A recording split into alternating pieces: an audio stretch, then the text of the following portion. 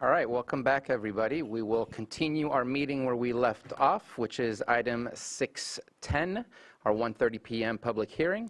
Consideration of A, Appeal AB 23-03 of Planning Commission's decision to revoke a major use permit UP 19-15 for Legendary Farms at 2290 Soda Bay Road, Lakeport, APN number 008 010-29 for high-severity violations and deem Justin Smith and Melissa Smith, let me repeat that, and Melissa Smith responsible persons, and B, appeals AB 23-02, Roberto Estrada, and AB 2304, Michael Wegner, of the Planning Commission's decision to deem these persons as responsible persons for the high-severity violations at Legendary Farms, UP 19-15. So there's going to be a little bit of a process in this public hearing. First, we're going to do the swearing in and the oath. After that, we'll go ahead and hear from CDD and their presentation. And after that, I have, I believe, two presentations from, I don't know if it's separate appellants or if it's the same that will be speaking, but I have two presentations, but that's the order that will go. And first, if we can start with whoever is planning to provide testimony, both online and in the chamber. If you are in the chamber, which I'm not seeing anything because we're sharing the screen, so let me figure this out here real quick. There it is. I can see the attendees. If you are an attendee, please raise your hand, or if you're actually on the panelist, raise your hand if you're planning to speak on this item. Everyone else, please stand up and follow directions from Ms. Purdy. Please raise your right hand. Do you solemnly swear that the testimony you are about to give before this board will be the truth, the whole truth, and nothing but the truth? I do. Thank you. Okay. Thank you very much. And as I stated, we will go ahead and begin with the presentation from Community Development. Thank you. Maria Turner, Community Development Director. The item you have before you this afternoon is a collection of appeals on a Planning Commission decision to do two different things. One was to revoke use permit 19-15 for Legendary Farms outdoor cultivation, and secondly, deem a number of persons responsible for high-severity violations taking place on the parcel. On August 28th, 2023, the Planning Commission unanimously approved both the revocation and determining multiple responsible persons. Since that date, additional internal review has gone on regarding our notification process. In case the board isn't aware, this was the first revocation project we've ever done. So even though it's been in Article 60 for a very long time. During that internal review, we did note a gap between our existing processes of notifications, which are regulated by the state government code, and this new aspect of responsible persons designation or determination. Since that date, we have made internal process changes to close that gap for future proceedings. However, as a result of this internal review, I am actually today reversing the department or my recommendation regarding naming responsible persons of high severity violations. The new recommendations, which will be on a subsequent slide, include upholding Appeal AB 23-02 and 23-04. 23-02 names Roberto Estrada as responsible persons. 23-04 determined Michael Wegner as a responsible person or as an appeal of that decision for high severity violations. Furthermore, my new recommendation is to uphold a portion or in part of Appeal AB 23-03, the segment of that appeal that includes naming Justin Smith and Melissa Smith as responsible persons for high severity violations. Article 60 in our zoning code allows for the revocation of a use permit based on three possible reasons. The first is that this permit was obtained by fraud. The second is that one or more of the terms or conditions upon which such permit was granted has been violated. And the third is that the use for which the permit was granted is so conducted as to be detrimental to the public health, safety, or welfare, or as to be a nuisance. It is my position that although I have reversed recommendations regarding high-severity violations, there is still ample material to continue my recommendation to revoke Major Use Permit 19-15. And so I will proceed with a focus on that.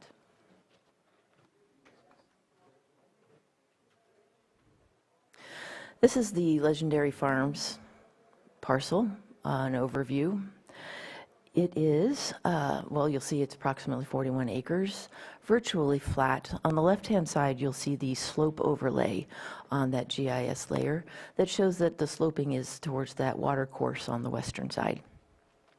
On the right-hand side, you'll see the approved Legendary Farms cultivation site at the bottom and the unpermitted cannabis cultivation site that's on the northeast corner. This parcel also contains the Rancho de la Fuente Event Center, and the flatlands have historically been used for cultivation of hay. Major Use Permit 19-15 included one Type A3 license for outdoor cultivation, that is up to 1 acre of outdoor cultivation canopy, as well as recognizing the requirement to transfer to mixed light cultivation within 2 years due to the Farmland Protection Zone, or no later than May 21st, 2023. This conversion has not taken place yet. This is the site plan that was approved. You'll note the large green area, that's our 1 acre of approved outdoor cultivation. Secondly, I'd like to just point out that yellow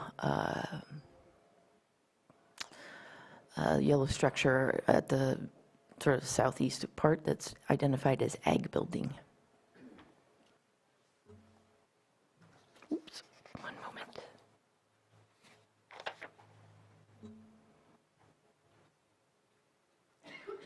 On September 14th, 2022, code enforcement and planning staff performed their annual compliance monitoring site visit. The staff did meet Melissa Smith, permittee, and Michael Wegner at that site.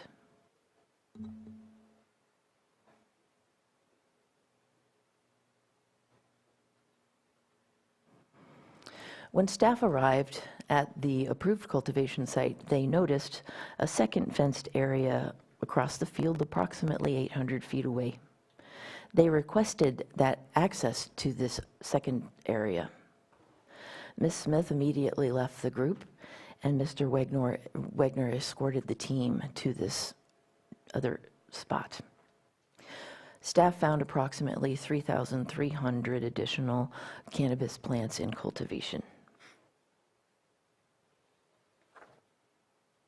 They also noted that the cultivation methods were very, very similar to the labeling, placement, grow methods of those in the approved area.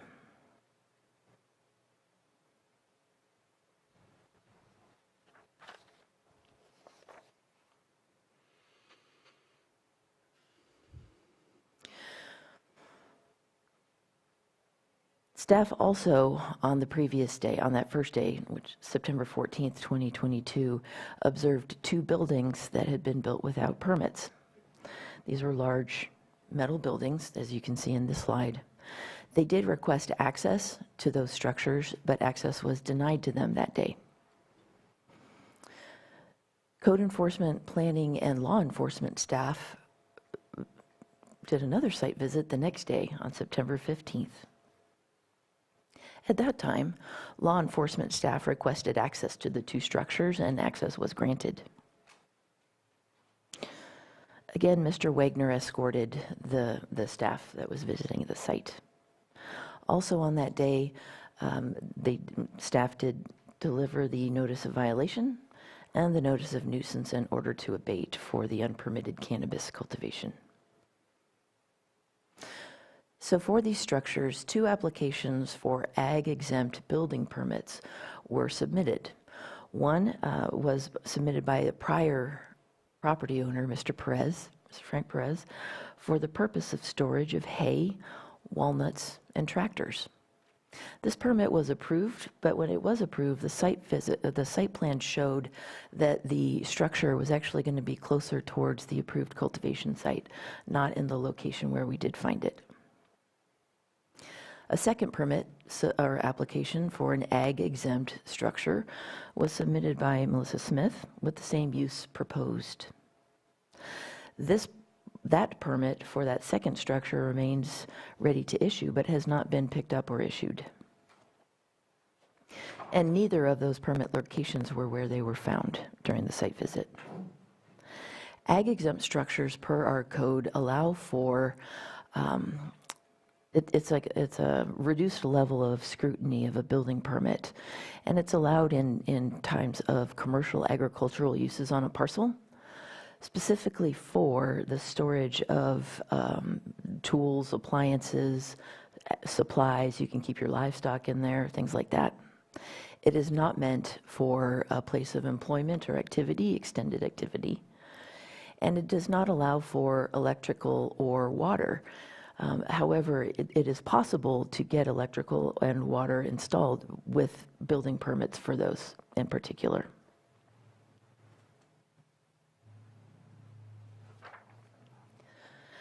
As staff observed in both structures, they saw irrigation systems, oscillating fans mounted to the walls, grow lights mounted to the ceiling, an air conditioning unit, propane tank, air exhaust systems, multiple extension cords, and dried cannabis vegetative waste on the floor.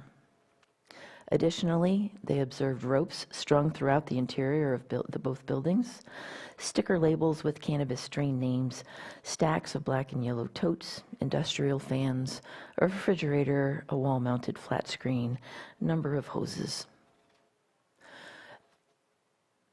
There are no electrical or water permits issued for either of these structures.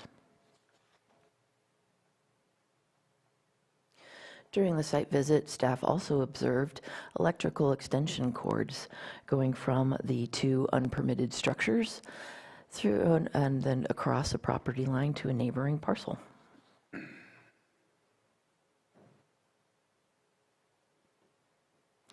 Again, major use permit 19-15, approved for 1 acre of outdoor cultivation. Additionally, it also had a type 13 self-distribution. That part doesn't have any play in what was observed today.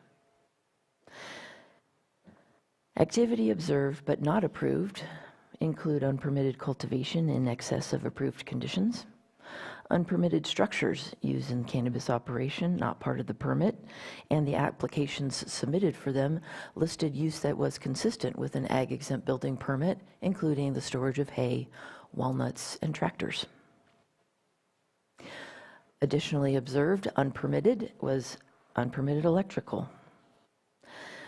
Also observed in subsequent inspection was a lack of conversion to mixed-light greenhouses, which is included in the conditions of approval on A20, recognizing the farmland protection zone requirements. Article 60 allows for the revocation of a use permit for violation of terms or conditions of the approved permit. And just to be clear also, standard in all of our conditions of approval do state that the business activity approved must comply with the approved site plan, the approved conditions, the approved project description. So it is very clear that future business activity is limited to what is approved by the Planning Commission, and any further amendments to that use permit would probably, most likely, most often, require a modification to that use permit, which does go through environmental review and consideration by the Planning Commission.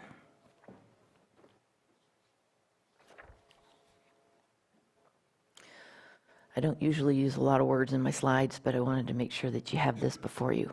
These are the amended recommendations, which are different from your staff report. The first one and the second one are both, as I mentioned on the first slide, to grant the appeals 23-02 and 23-04 of the Planning Commission's decision to determine Roberto Estrada and Michael Wagner as responsible persons. Third, granting in part the appeal of the Planning Commission's decision to determine Justin Smith and Melissa Smith as responsible persons, but also to deny in part the appeal that deals with the Planning Commission's decision to revoke major use permit UP 19-15. Then just to make that real clear is number 4, denying the appeal of the Planning Commission's revocation of the major use permit UP 19-15, and then finally directing staff to prepare findings of fact for the board's consideration at a future meeting. That concludes my presentation. I'm happy to take any questions. Are there any questions for community development, or do we want to hold until we have all presentations? We can proceed, but I'd like a hard copy of that screen if we could toward the end. I think we're going to ask to pop it back up when we get towards the end, Certainly, I'd be happy to. just to help us with some of the guidance depending on the decisions we make. You can have my copy in the meantime. Okay.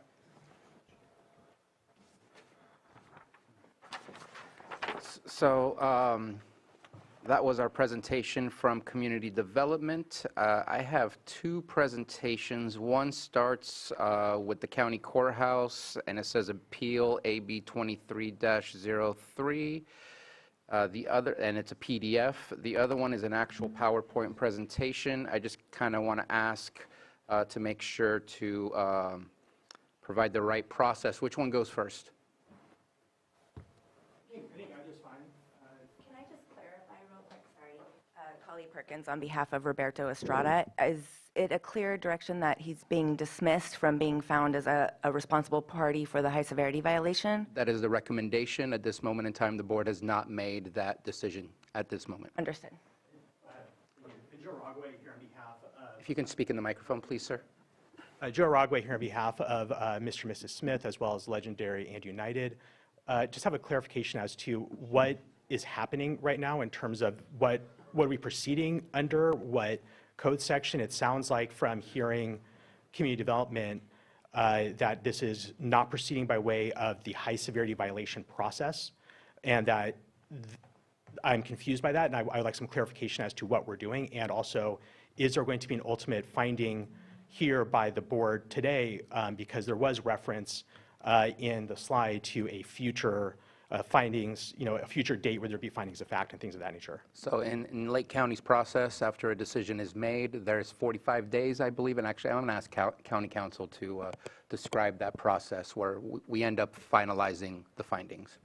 Yeah, so generally there is an intended decision by your board that your board may make a motion on upon making a determination. Then there's that 45-day period by which, pursuant to the direction of staff will then submit a draft findings and final decision for your board's consideration at a subsequent meeting within that 45-day period. And I hope that clarifies that part. And as far as the amendment that has been made to the recommendations from CDD, again, the board has not made that final decision. And I understand kind of what you're asking. Are you supposed to provide us some information based on the high severity and persons of interest, or just the revocation? And in order to not waste time, I appreciate the question. So I am going to go back to the board and just have a brief discussion on if we are willing to only listen to the revocation process and take staff's recommendation, or open for the full breadth of what was brought to us in the first place prior to the amendments, and looking for. Well, to council's question, I think what you're asking is whether we're going under the HSV, and it sounds like staff recommendation is no. It sounds like they do want to proceed with the Revocation. A revocation on the use permit 19-15, and it sounds like that would be under the alternate adjudication per Lake County Code Chapter 2160, the more standard garden variety revocation. Does that give the clarity you need? It does. Thank you. I appreciate that. I have a couple of follow-up questions that are based on this issue. One is, obviously, there are different processes when describing, to your point, Supervisor, there's different processes with respect to high severity violation versus a normal violation. We have already gotten to this part of the process. There was, if the board recalls, the last hearing was continued to today's date because there were legal arguments that were presented. Since then, Supervisor Spatier did request counsel to meet and confer about the legal issues prior to today's date. Despite my request to do so, there was no response from county counsel. So I don't know from county counsel what the position of the county is from a legal, procedural, and substantive standpoint.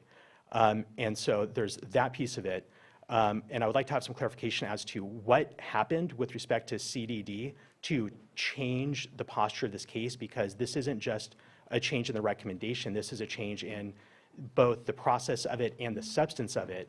And it's important that a record be made of exactly what occurred and why we're in this posture. One last piece of it is that if we are moving forward by way of a normal revocation under Article 60, as opposed to moving forward by way of a Chapter 13 high severity violation, my request should be for the high severity violation to bifurcate this process, meaning to have the high severity violation dismissed first, so that then when we're presenting, we're only presenting with respect to Article 60, because I'm concerned that there's going to be conflation of legal issues because it's not clear what we're proceeding under, that the other high severity violation process has been concluded and we're not going to have that happen, and that's been essentially dismissed, and then have a clean, essentially new bifurcated part of the process here with the board of essentially a normal violation. I think that this clarification is really important given the significant legal issues that we're addressing today. All right. If you can hold for a sec, obviously I need to check in with county council, but I do want to get a consensus of, does the board wish to listen to the entirety of this appeal as it was presented originally, or do we agree with the recommendations to dismiss the appeals for persons of persons of interest, persons responsible, deemed responsible, and also the high severity? Just kind of want to check in because I think that helps out with responding to the latter part of what's left over to discuss. What is the reason for the change in the recommendation? Thank you. So as I stated on my first slide, after the Planning Commission unanimously approved both the revocation and the deeming of multiple persons as responsible persons for the high severity violation, additional internal review took place, which identified a notification gap between what we have done with our normal process regulated by the government code as far as notifying property owners and notifying it both by mail and through the newspaper. We had not considered, or I inadvertently overlooked the direct notification of anyone who might be deemed responsible. So it is out of an abundance of caution that staff is recommending that we set aside those recommendations, or the board not uphold my previous recommendations to support finding those people responsible persons. In the meantime, we have updated and improved our notification process so that this will not happen again in the future. But again, this was the first revocation process we have done. First time we've done responsible persons. And so admittedly, our internal notification systems lagged slightly behind where it should have been to be optimal to support those previous recommendations. It is a result of that my recommendations for Appeal AB 2302 and AB 2304 have changed, as well as partially changed for AB 23-03. And I'll just, I guess, help out and say I'm in favor of the recommendation changes so that we only look at the revocation of the permit appeal and not the persons deemed responsible or high severity nuisance or whatever the case is. Supervisor Green. Yeah, I appreciate. I think it's an interesting recommendation because if we do adopt it, we would follow up with findings of fact that would be adopted as a subsequent thing. Sounds like the findings of fact here revolve around noticing more than the ordinance itself, and we haven't heard from the appellants yet. I assume they won't look a gift horse in the mouth, but one of the claims raised by counsel here is that the whole planning commission hearing was held improperly. So if we uphold the appeal based on a hearing that was held improperly, I think the findings of fact will get super interesting. That said, I would like to hear from the appellants in 2302 and 2304 at some appropriate time to see if they're okay with the recommendation. And that may be the low-hanging fruit. As to the main appeal before us today, 23-03, I don't want to argue on behalf of council, but they clearly came loaded for bear on the high severity violations. If there is a need or some practical benefit to a smallish continuance so that that particular appeal can come back after we grant the appeal in part and do whatever findings we need to do that, but I don't know if that's possible. I don't know if we can bifurcate that and do a partial grant of the appeal today, but come back another day for the rest of the meat and potatoes. Supervisors, if I may clarify some. Please. On the Chapter 13, which is nuisance ordinance, and Chapter 21, which is the zoning ordinance. And what you have in front of you today are issues, one from each chapter. They have different purposes, and they have different penalties, and they have a different effect all around. They are not dependent on each other. So for a revocation of a permit, you do not need to have a high severity violation, and for a high severity violation, you do not necessarily, it doesn't necessarily lead to the revocation of a permit. They are not interchanged in that way, although a high severity violation could support as evidence for a revocation of a permit. I think what the issue here is that Mr. Rogway brought up was that the process for each of these chapters, for these sections of these chapters, is very different. So for Chapter 13, for a high severity violation and a nuisance violation, high severity nuisance violation, there is a notice requirement which was met for not everybody, but for some of the parties, and it was met through a posting and a mailing. But not everybody is attached to the property, and a high severity violation relates to the individuals who are acting and not the property itself, whereas a use permit relates to the property itself. It attaches to the property and it runs with the land. So in the case of a high severity violation, there were parties that may not have been noticed appropriately, so they would not have been aware of the next step in the process for high severity violations, which would have been the option to appeal. And the appeal would immediately have brought them before your board. It would not have gone to the Planning Commission. It would have come to you. There is no record of a complete application for an appeal to Planning Commission. That requires both a written, usually on planning's, the department's form, as well as the paying of a fee or a fine, the fines that were levied, whichever is less. And both of those have to occur for an appeal to be effective. In this case, there was a notice received, but not the fee.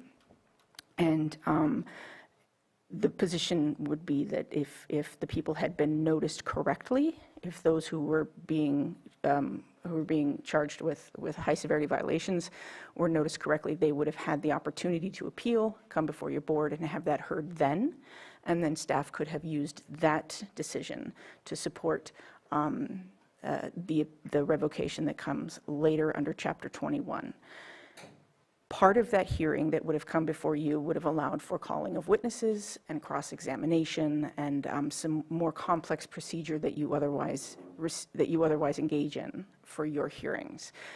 Under Chapter 21, which is the permit revocation, it deals with the permit, the use permitted on the property, and the permit that runs with the land. So it is not attached to an individual per se.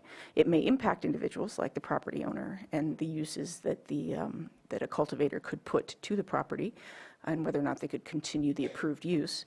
But it wouldn't affect them as directly as a high-severity violation, because a high-severity violation penalty could include up to a banning of engaging in cannabis cultivation in the county or cannabis activity in the county forever, which is a penalty that attaches to the individual. Whereas with the revocation, the penalty is obviously revocation of the permit, which means that that particular permit, that particular property is no longer approved for that use. So they would have to go through, whomever wanted to do that use again in the future would have to engage in that again, the process of applying for a permit. And the hearing process for that would be more aligned with your usual practice for hearings. It doesn't allow for the calling of, that all parties can call witnesses and that all parties can cross-examine. So I think that was the concern, was if you move forward with both together, it's unclear which process you're using. If you were going to consider the high-severity violations, you would have to use the high-severity violation process, and if you were when you're considering the revocation, you would have to use the revocation process. Did I make it more muddled, or was it? To be very clear, September 28th, 2023, Planning Commission, that hearing proceeded under the high-severity violation ordinance. It didn't go to the alternative procedures, correct? Correct. It did not follow. It did not go to, the Planning Commission should not have had that before. That wasn't a question that should have been before them that day. It was the high severity violations were considered waived at that point, and they would have been, the challenge of them would have been considered waived at that point because there were no appeals filed. And so it was used as a support for the revocation in the Planning Commission. There was some confusion, however, in the language and as it was presented to the Planning Commission. But if notice had been effective for the high severity violations, if everybody had been noticed correctly, all the parties that were considered violators, then they would have had the opportunity to appeal to the board, request an appeal to the board, and if they had not, we could have considered that waived. However, in further investigation, community development determined that that notice was not effective to everybody and is now recommending that the high severity violation determination be rescinded. So with all that, are we able to move forward today with what is on our agenda? I was very adamant that I wanted this to come back on this date, but a part of me will, I guess, let me ask two other questions before I make my statement. There was a statement that, yes, we did give direction to meet with staff to ensure they knew the process, and it sounds like maybe that process was kind of fine-tuned and decided upon recently rather than 2 weeks ago or a month ago. Am I correct on that? Were they told that today they should be prepared for what you're just describing, that we're going to have to separate it, or else, because you come prepared either for witnesses and cross-examinations, or you come prepared for the other? Just kind of curious what the process was between their counsel and our staff to ensure that everybody came prepared today. I can't speak to a meeting. I did not engage in a meeting related to policy or process for today's hearing. Okay, and no such meeting occurred? I did not. I'm asking the whole, not just... No, I did not meet with them either. And was there a receipt of communication to meet? Whether a phone call, whether an email? We've received a number of email communications, mostly requests for ERAs. However, there was also a request to discuss the merits of the case, which was actually not what we were supposed to have discussed, but I did not schedule a meeting since the last one. The board told us to schedule a meeting to discuss the process of an appeal, and I did not schedule one, sorry.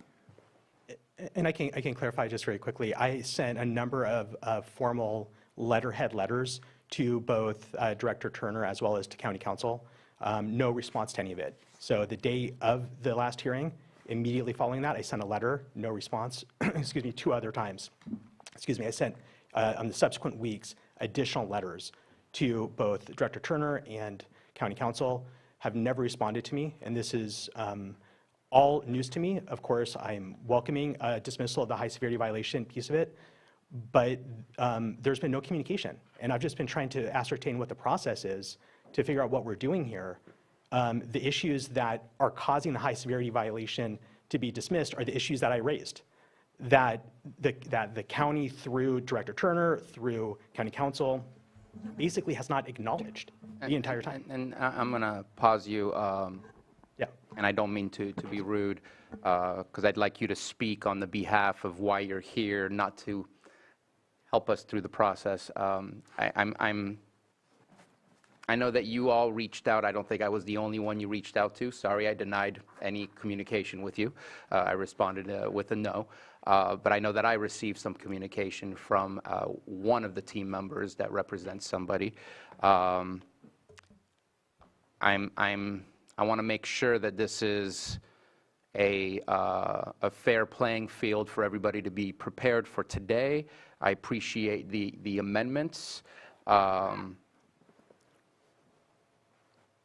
And I'm also kind of confused. I guess I need County Council to help me out in the sense that if the appeal shouldn't have been done at the Planning Commission level, and we're here solely looking at the appeal to the decision, not the appeal at the planning, but the Planning Commission made a decision on something that maybe they weren't supposed to make a decision on, and then here we're appealing that decision, but we're changing that it's no longer based on that decision. It feels very gray. And I'm trying to better understand what is in front of us today, and is it an appeal of what was decided, or is this a new item in front of us? So just to make, and just to start with a point of clarification, when the term county council is used, there has to be a distinction made between Senior Deputy County Council Nicole Johnson, Deputy County Council Carlos Torres, who's been designated, assigned to represent CDD. County Council Lloyd Gintivano, myself, on the other hand, represents County Board of Supervisors for purposes of this appeal. So. Thank you for that clarification. Thank you. And as far as communications go, because again, references were made to County Council, I can represent to your board that I met with Mr. Wegner, one of the appellants here. We discussed procedural questions pursuant to your board's direction. There was a request made by him, reached out to me for a meeting, and we did talk about the procedures that were to take place in this type of hearing. So all of that kind of as an introductory point. To your question as to whether or not this is properly before your board, in essence, right? And Director Turner could certainly speak to this, perhaps Senior Deputy Johnson, Deputy Torres may also speak to this. Your board has the staff memo that was presented to the Planning Commission as well on that September date. There were in that memo itself, it does not, my understanding of it is that it does not exclusively solely deal with just the high severity violation issue under Chapter 13, that it dealt with both the high severity violation, made references to high severity violations, as well as Chapter 21. In this case, it would be Article 60 of the zoning ordinance, which deals with general permit revocations. And it's specifically in that in itself, Article 60, particularly Article 60.12, was specifically referenced on page 13 of that staff memo. This is, again, the staff memo that was presented to the Planning Commission for recommendations in which the Planning Commission acted on. On page 13, the first bullet point as to the Planning Commission's findings speaks to the fact that based on Article 60.12 attached, which is attachment 10 to that memo of the Lake County Zoning Code, a hearing to revoke a use permit may be initiated by request of the planning director. So certainly that was presented by the Planning Commission. Your board may seek clarification as to the nature of this appeal, because from what was filed in the, I'll just call it the appeal, the notice of appeal document, we have 3 separate appeals, 23-03, 23-02, and 23-04. And your board has we're just provided with the amended recommendations by CDD staff as it relates to each of those appeals. Your board may want to seek clarification, particularly on 23-02 and 23-04 for those appellants, respectively. 23-02 is Roberto Estrada is the designated appellant. 23-04 is Michael Wegner as the designated appellant. For those corresponding appeals, your board may want to seek clarification as to whether, given in light of CDD staff's amended recommendations today, whether they are still pursuing an appeal on the permit revocation under Article 60, because each of these appeal documents makes references to both, to some degree or so that would be one option for your board in order to somehow streamline this process. But again, going back to your question as to whether or not they're both set of procedures are properly before your board under these respective appeals, part of that would come from what the Planning Commission deliberated on and what the Planning Commission issued as its action coming out of the recommendations made by CDD staff on that September date. So I would even say that based on what I'm hearing, that we shouldn't even be making a decision on the first 2 if it wasn't even supposed to go to, because right now it's an appeal of the Planning Commission of the high severity, so us making a decision on the appeal of the Planning Commission is not an appropriate action for us to take, since it can't be appealed if it wasn't supposed to go to them in the first place. I'm sorry that I'm learning on the fly here, and Mr. Chair. I'll let them. Oh, my I'm not the apologies. attorney. Go ahead. Mr. Chair, if I may. So staff's determination in their investigation was that notice was ineffective, which means that even if the Planning Commission had authority to hear this, it would not have been appropriate, because the parties who were accused of high-severity violations or alleged to commit high-severity violations did not receive proper notice. So it would have failed in that instance for those parties that did not receive proper notice. In order, and as Director Turner has said, staff is correcting their forms and how they engage in investigating and responding to high-severity violations, so that this disconnect does not occur again between Chapter 21 and Chapter 13. But in this case, that disconnect was there, and so it was unintentional. It was unfortunately brought before the Planning Commission, and the Planning Commission did engage in a decision. Because of that, in an abundance of caution, staff brought it before your board, also not just that, but also in response to the appeals that were filed, which addressed both issues, so that can be addressed, put on the record, and clarified. However, in light of staff's determinations as to notice, their recommendation has changed in that it was not effective from the start, and therefore it should be dismissed, largely. And so, but the Planning Commission's decisions were not, they were 2 separate motions, and they were not dependent on each other. So they were asked to consider high-severity violations, yes, and they should not have been considering high-severity violations, correct.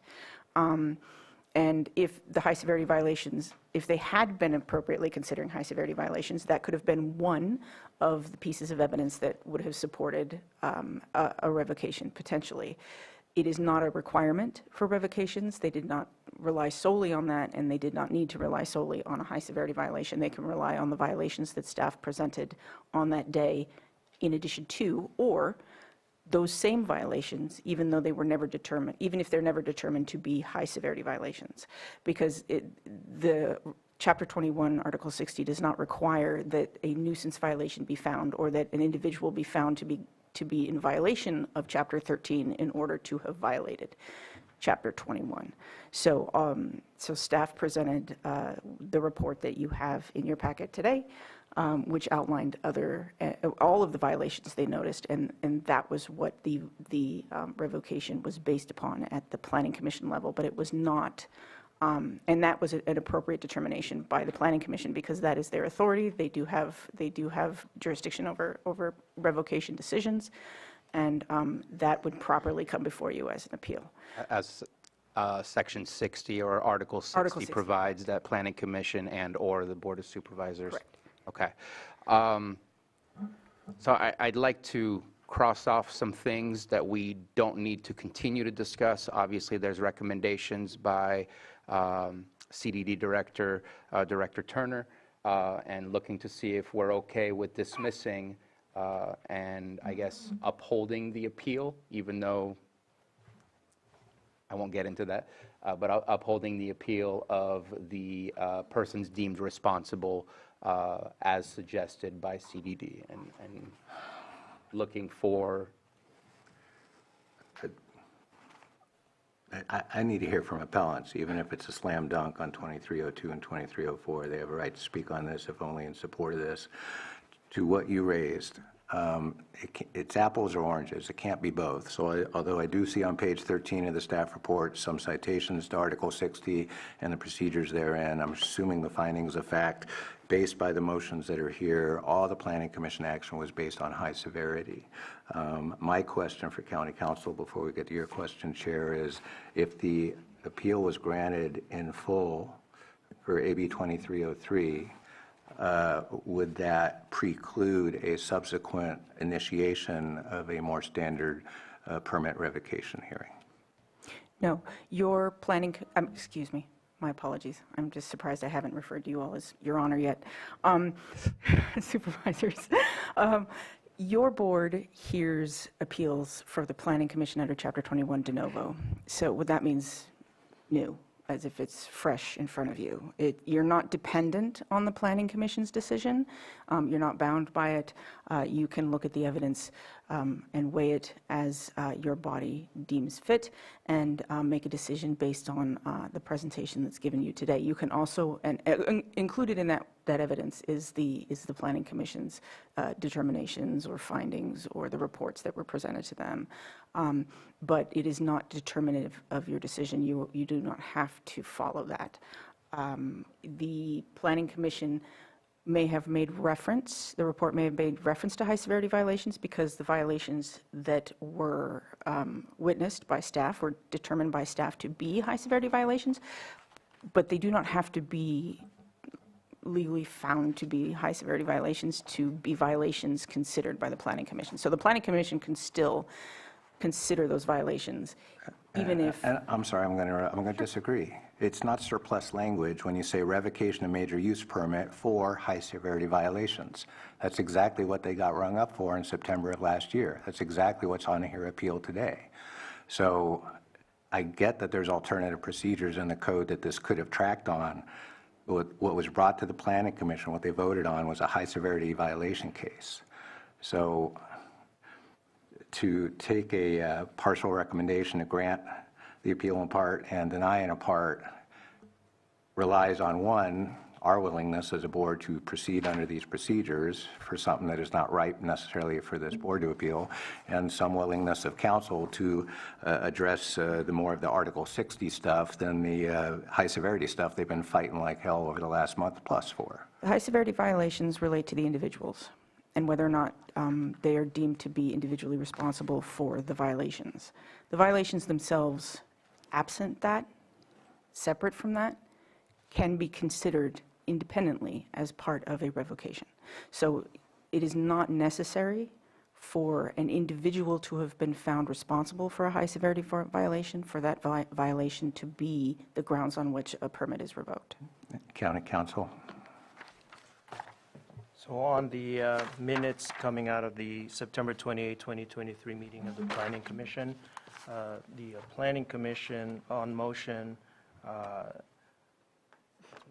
did make reference to approving the motion to revoke the major use permit, UP 19-15, for Legendary Farms, including a list of responsible persons that were named in those minutes. It does reference 4 high severity, after naming that list, it goes on to say 4 high severity violations, property located 2290 Soda Bay Road, based on the findings in the staff report dated September 28, 2023. So based on that approved motion, it references back to the findings of the staff report in September 28, 2023.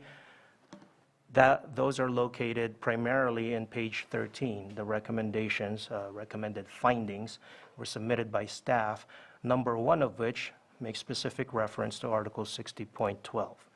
That would be the general revocation permit and all the procedures incorporated therein. So number 4 of those recommended findings is contains the language for high severity violations. So for what it's worth, there's also in Chapter 13 itself on the high severity violations, it specifically and expressly provides that it's not the exclusive remedy for any person or any party found to be in violation thereof based on certain activities. Chapter 13 itself expressly states that a high severity violation administrative proceeding, the relief obtained pursuant to that is not the sole remedy that staff, in this case CDD staff, can utilize. So that's what's before your board today. It appears that your board can make, as part of its findings, a determination that that what came out of the Planning Commission hearing actually dealt with both, and due to, apparently as it's laid out in this hearing today, that due to procedural deficiencies in noticing as to the high severity under Chapter 13 and those requirements, that with taking into account the fact that it's not the sole exclusive remedy for pursuing violations here, those deficiencies, that's what led to, it appears, that's what led CDD staff to make these amended recommendations. That does not automatically exclude the Planning Commission's decision under Article 60 to revoke the permit. And that's what's left if your board were to take these recommendations, amended recommendations by staff. Okay. I want to move forward, taking one item at a time, and then we'll get to the revocation part, because what I'm hearing is we can move forward with that, but I want to also cross off, and I want to bring up the first one, which is... AB 2302? Sure, let's start with 2302. We can take action without public input, or we're good on that? One option for your board is to Supervisor Green's point, is to perhaps seek clarification from the appellant under AB 2302 to see, because we're dealing with 2 sets of appellate procedures here, if given in light of staff's amended recommendation today, whether they're still willing to proceed with the appeal under the procedures of Article 60. That's the general revocation permit, because under Article 60, any interested party who disagrees with the Planning Commission's decision can make an appeal, can file an appeal. So a clarification, your board can certainly seek that clarification and any additional comments that the appellant may have. May I please be heard? I have a clarifying question, which is, what are we appealing? So at this moment, what we're going to do is we're going to take up AB 2302, AB 2304, then we will come back to AB 2303. I want to make sure to open it up for any testimony on 2302 prior to our making any decision. That way we allow comment to be made by those that were sworn in. And we will come back to 2303. And I'd like to open it up for 2302 for whoever wants to testify for that item. And again, I just need clarification. Excuse my confusion here, but this is all very alarming that it's all done at the last minute without any notice to us prior to today, again, despite our requests for information from the CDD. Are you looking for our full presentation on Roberto Estrada being labeled as a high-severity violator? Because that is the only appeal we filed. We are, at this moment in time, recommendation is to dismiss it or approve the appeal, grant the appeal. I can't say, we haven't all stated that that's what will happen, but do you want to speak on that recommendation only, then for the board to take action on that recommendation? If the board's going to go against that recommendation, then I say the board should not take action and we should listen to a full presentation. But at this moment, that's the recommendation. I want to speak on that recommendation, and if the board moves forward with that recommendation, then that simplifies that appeal, in my opinion. I would just echo the problems that the community development director laid out with respect to this appeal and the handling of it procedurally. It has been handled very improperly, oftentimes conflating the Chapter 60 with Chapter 13 and the rules that go along with that. As we laid out in the Planning Commission hearing, almost a year ago now, our client never received proper notice at the outset. There was never an NOV, there was never a notice of abatement, there was never proper notice of the Planning Commission hearing, and in fact, there wasn't proper notice of this hearing. We never filed an appeal as to revocation of the major use permit, so I won't speak to that. We have a full several-hour presentation with witness testimony and exhibits that we'd like to present if Mr. Estrada will be considered as a high-severity violator. But based on the current recommendation to the board, I will save those several hours of testimony. My inclination is to make a record on this and present all this evidence so that we can follow up by pointing out all the improprieties. However, I assume you don't want me to call witnesses to the stand at this time and introduce exhibits as to the high-severity classification of Mr. Estrada if you're going to be dismissing it. And if it's not the case, I will make sure that you have a chance to provide your presentation before action by the board. Okay. I would just state in my experience in handling of this matter is that there's been numerous lies put forth by the community development director. There's been improper proceedings with respect to obtaining discovery. We filed a PRA request probably 45 days ago now that was withheld from us. It was rerouted from the normal person that handles these PRAs to a different person who told our office that they attempted to contact our office, but that we were refusing to pay the $18 for the PRA docs, which is an absolute bold-faced lie. And in fact, as soon as the normal person that handles PRAs contacted our office, within hours, we had the money to them. So there's been withholding of documents. The sheriff's office, I sent a PRA in April. They just today responded with a report from the sheriff's office and said it was an oversight on their part, and they were apologizing. But the fact that the sheriff's report comes up only on the date of the hearing when it was requested back in April seems incredibly suspicious. So there's just been a plethora of mishandling in this case and not following Chapter 13 throughout these proceedings, plus a lack of communication, which I think this could have been handled in a much more compliant manner and a much more proficient manner. And because of this, our client has suffered greatly. He's lost many thousands of dollars trying to defend against this violation that was never even properly noticed at the outset. So on that, I will submit to your recommendation for dismissal. Thank you very much. Anyone else wish to speak on this, please? Frank Perez, I don't know if this is proper or not, but I'm sitting here listening to all this, and there's something that was done at the planning department that I seen. One of the planners brought another person in besides Michael and the Mr. Gonzalez or whatever his name is, and he was supposed to be deemed responsible as well, and now his thing has been completely erased off of the minutes. So I don't understand how that can be.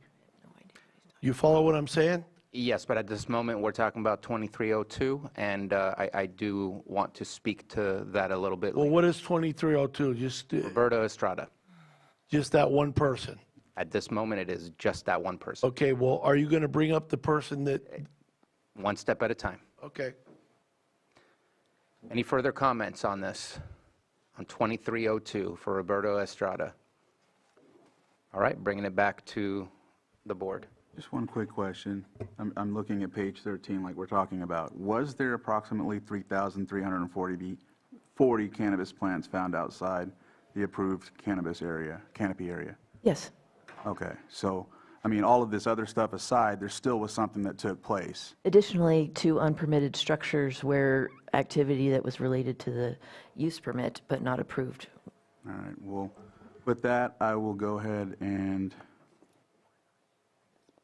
Can I just clarify that the 3,340 plants were not found on Mr. Estrada's property, nor were the 2 ag exempt buildings? I was talking about the property, I wasn't. Okay, I thought we were addressing only 23. No, I just asked a simple question to that. Sorry. Yep. So I motion to grant the appeal for 23-0202. Second. If I may. County Council? Members of the board, yeah, thank you. Just for the clarification for purposes of this motion, and also for the anticipated findings of fact for your board's consideration, your board may move to grant appeal AB 23-02 of the Planning Commission's decision to determine Roberto Estrada as a responsible person for the high-severity violations on property 2290 Soto Bay Road, APN 008-010-29, and direct staff to prepare findings of fact for the board's consideration pursuant to that motion. So moved. Second. Just point of clarification, this is in my district, so I don't want to grab the motion, but I got 2 others going. Would you mind, Oh, you want the motion? please? Okay. I mean, because you've taken our motions before, and I'm just kind of following suit. Let's just go with it. So moved. Second. All right, we have a motion and a second. I hope you kept track of that, Ms. Purdy. And all in favor? Aye. Aye. Any opposed? Motion carries. Now we're going to speak on AB 2303. This is regarding, and I'm sorry, I'm lost here.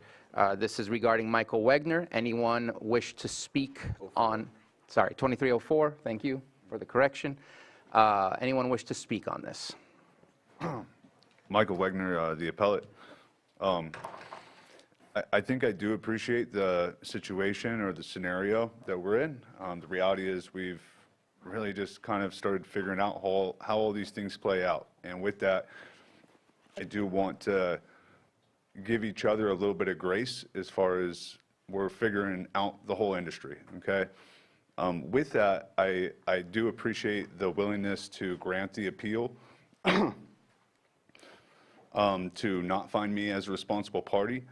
But I would ask if you would consider granting that appeal not based on procedural intricacies, which as noted are extensive issues, but really on the basis of merit and what the code and what the law says in finding or deeming a person as a responsible party. I think that could be important moving forward or down the line for other people, not necessarily just for myself. And of course, I wouldn't stipulate or require such a thing. I would just, for the record, think that might be important. With that being said, if you folks had any questions that I could answer or attempt to, I would be willing to answer them. Supervisor Green, was that a pen up for a question or comment? Just for this and the previous appeal, procedural defects, let's just call it that, and I appreciate the grace that you're asking for. As far as the finding of facts, could they be important? If the appeal is granted, maybe as reading material, but I don't know that it's substantive. And if there's something wrong with the findings of fact when they come back to this board for approval, I suppose you could haggle them out then, or you could reach out to county council if you want to haggle before that does. But it sounds like you're ready to proceed. Yes, sir. Thank you. Thank you very much for your comment. County Council. If your board also has the option pursuant to what was discussed before, to obtain confirmation and clarification from the appellant on whether or not, aside from the high severity, appealing the high severity violations determination, whether or not the appellant is still seeking to appeal the general permit revocation decision of the Planning Commission. Wouldn't that be taking up 2303 rather than 2304? It would be, there is some reference made in 2304 as to the permit revocation, so it's really more of a confirmation or clarification, just to be sure, on record. Yeah, on record, I'm appealing my appeal, not relevant to the major use permit. Okay. Clarity. Thank you for that clarification. Any further public comment for 2304? I just need to check in. Yeah. I believe you walked in a little late. Have you been sworn in? No. I think we need you to be sworn in. Okay. Thank you. Just raise your hand. Do you solemnly swear that the testimony you're about to give before this board will be the truth, the whole truth, and nothing but the truth? I do. Thank you for that. Yeah. My name is Sarah Bodner of Golden State Public Affairs, and I'm a consultant that has moved dozens of projects through this county and neighboring counties. And I'm watching all of this with great interest because I think that we're in new territory. And I understand there have been a lot of complexities to this particular case and even the particular charges. And to the point of this, the current case that you're hearing, I think the request that was made by the appellant is important and could possibly have repercussions for other consultants. So I just wanted to raise the question through this process, because it's been a bit muddled, I think it's unclear for myself and other consultants that may operate in this county, what is the basis for being held a responsible party in a case like this? We see noncompliance, we see compliance, both can happen. Do we have clear parameters for what that can look like? Or is that opening up some liability for the county to not have that clearly identified and be able to point to? Thank you. Thank you very much. Did you want to respond to that, Director Turner? Yes, Chapter 13, Section 47Q lists out 7 different ways a person could be deemed a responsible person.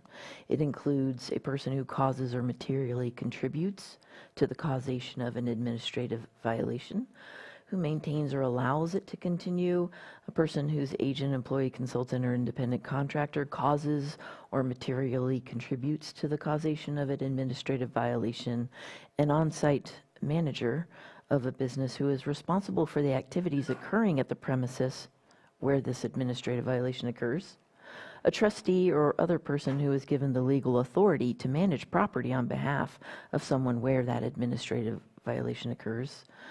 It goes on, parent or guardian, a person who is the owner of or exercises control over, or any lessee or sublessee with the current right of possession and control of real property where a property-related administrative violation occurs. That was the list that was used in the Planning Commission staff report.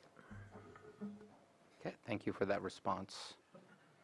Anybody further for 2304?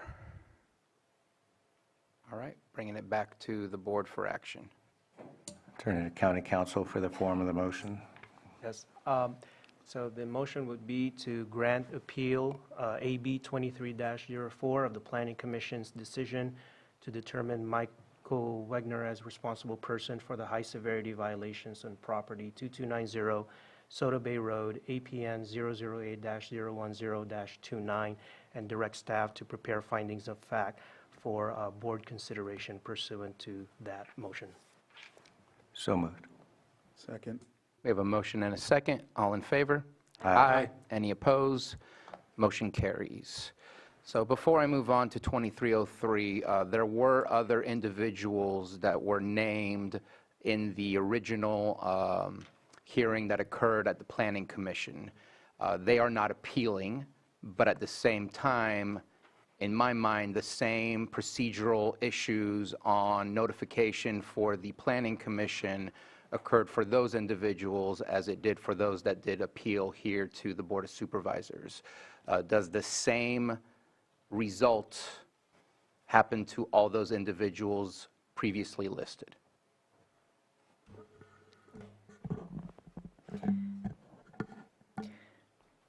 No, not as a result of today's actions, because they're not, as you noted, they did not appeal, and they're not, and those decisions are not before you. How can they appeal if they weren't notified?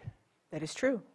And if it comes up, well, I'm not sure we have a process for that. If we're recognizing on the record that they were ineffectually noticed, then I suspect that CDD is not going to enforce the high severity violation determination on those parties. But I would have to look into that. My only concern is there was an official approval of such at the Planning Commission. Does CDD have the discretion to reverse a decision made by the Planning Commission without bringing back for a rescinding of the decision? Director Turner would probably say no, although that's been her opinion in the past. I would recommend then, if that is your concern, you can certainly give part of your direction to staff would be to bring those back so that you can take care of them, as far as you have today with those who did appeal. I think if we are acknowledging a procedural default or fault in our process, that should be provided to all of the names that were on there originally. I know, for full disclosure, one of the names, I was surprised to see their name on there, and they never received any communication about the Planning Commission, didn't even know that they were on the list, and more along the lines of they're not even at the property, don't own the property, so on and so forth. That doesn't mean that they weren't involved, but if the same process took place, in my opinion, it would be best, and looking to the board, to ensure that we provide all those individuals with the same result. We can certainly look into, you can direct staff to look into whether it would be most appropriate to take the remaining, those others named who have not appealed back to the Planning Commission and have the Planning Commission reconsider their vote, or bring it before your board collectively to. I would suggest that it was done at the Planning Commission. I would like the Planning Commission to make that final decision. But looking at the rest of the board, if there's agreement to doing so. I have some information, I apologize, related to a different individual, Mr. Torado. If you can just hold on, I'm checking in with the board at this moment in time. I recognize that you are there. And now that we're here, I mean, earlier I was thinking that when the motion states to revoke the major use permit for Legendary Farms, including responsible persons, but it's right there is what it was basically about, was that. And when Council Nicole had mentioned that the other decisions weren't in their purview, I was thinking, well, maybe we have to send it back to Planning Commission to take those out of their purview and readdress the permit, but I don't know. That was my thought, because you're bringing this up now with the other people involved. It was recommended that it was brought before your board because your board does hear appeals from the Planning Commission. They were, in effect, both decisions from the Planning Commission, both the high severity violations and even if the high severity violations decision was improper and ineffective, and the revocation. The revocation was properly before the Planning Commission, and your board does hear the appeals de novo. So For the revocation, it would be properly as an appeal before you. And we didn't think it would have been a clear record if we were to have requests that you take the high severity back to the Planning Commission for revocation of, or reconsideration of their decision, because it might muddle your record on the on the revocation. That helps me. I'm willing to do what you're saying. Okay. Is there consensus to? Yeah. Okay. It's not ripe. It's not ripe for review. I appreciate the concern. It's not before us today. I think the findings of fact that issue from these appeals that are granted certainly will be useful should a permit application come down the road. But I also think it's within the discretion of the CDD director to say, oops, that didn't work out on these appeals, so maybe I won't enforce that. If there's consensus, there's consensus. I just don't think that issue is before us today. And so I'm going to look at county council representing the board. Those names are on the memo and throughout the information of what occurred at the Planning Commission. We are agreeing to acknowledging an error in our procedure. Can we provide that direction to staff? We're not making a motion, but direction to staff to bring that back to the Planning Commission. Is that within our purview within this item at this moment? By virtue of the names being referenced specifically on the board memo, on staff memo for this hearing, one option for your board is to direct staff to explore alternative other options on how to address the names of the individuals who have not filed an appeal. So it's not formally before your board, but at the same time, they're still named in the board memo. So the direction of staff would be to look into it further, do some research, further research as to what the ramifications are of having these individuals listed as they are for community development department purposes, and explore other options that may be available in addressing potential issues that might arise from having them on this list. Which could lead to bringing it back to the Planning And that could be Commission. one of them, Okay. yes. And I'm perfectly fine with that discretion. Yes. Okay. And it looks like you have consensus on that. Sir, I'm going to come back to you, but next is 2303. What specific topic do you have in mind? Thank you. I appreciate it, Supervisor. So before we get to 2303, one of the individuals who was added as a responsible person at the Planning Commission is Mr. Dominic Tirado, who is the person who's responsible for the cultivation with the 3,000 plants. And that's the information that we've been trying to provide to, we did provide to County Council, to Director Turner in October of 2022.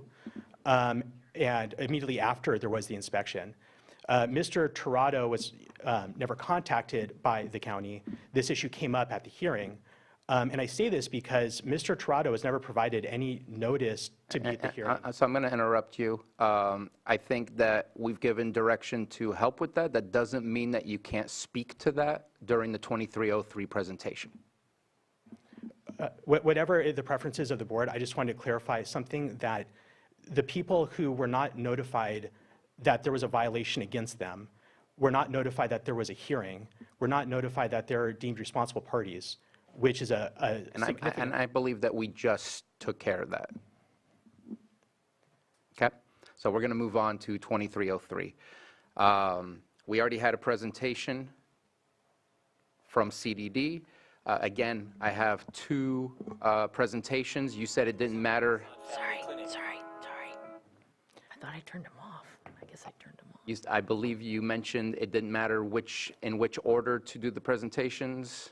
One presentation was counsel for Mr. Estrada, who has been dismissed. My presentation is one at the courthouse, but before we get to 2303, if there's a motion to dismiss the high severity violation as to these parties, my request is to do so first, because that changes the entirety of what I am doing, what the The process. That's not in front of us to take action on that.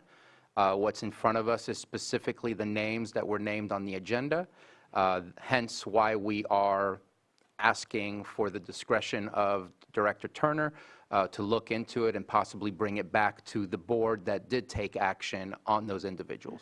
I'm referring to my clients, Mr. Smith, Mrs. Smith, Legendary Farms, United Investment.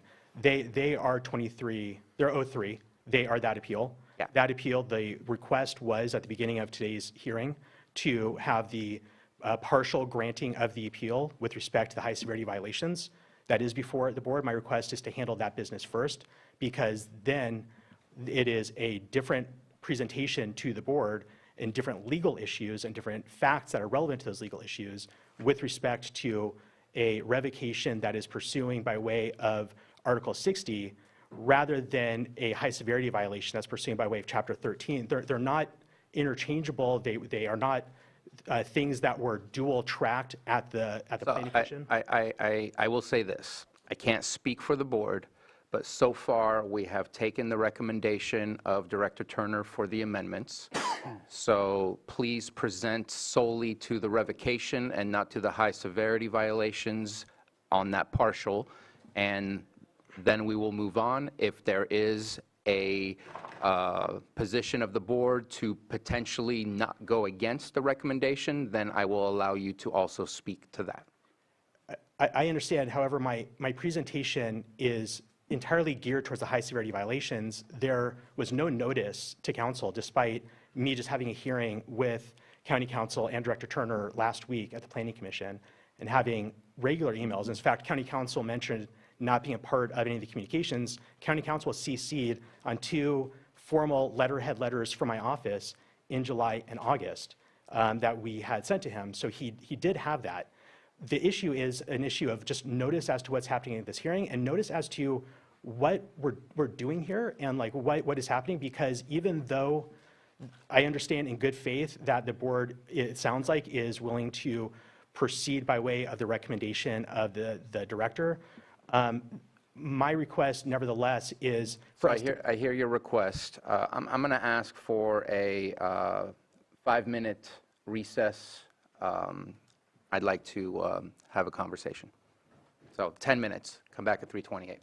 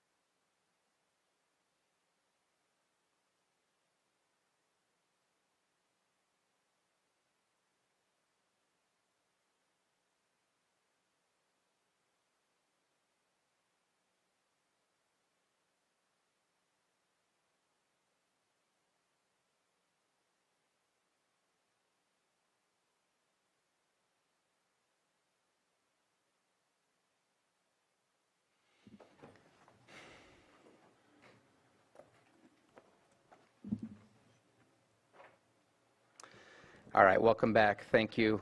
Needed to take some time to discuss some of the options in front of us here. Appreciate Vice Crandall and helping out in that discussion as well.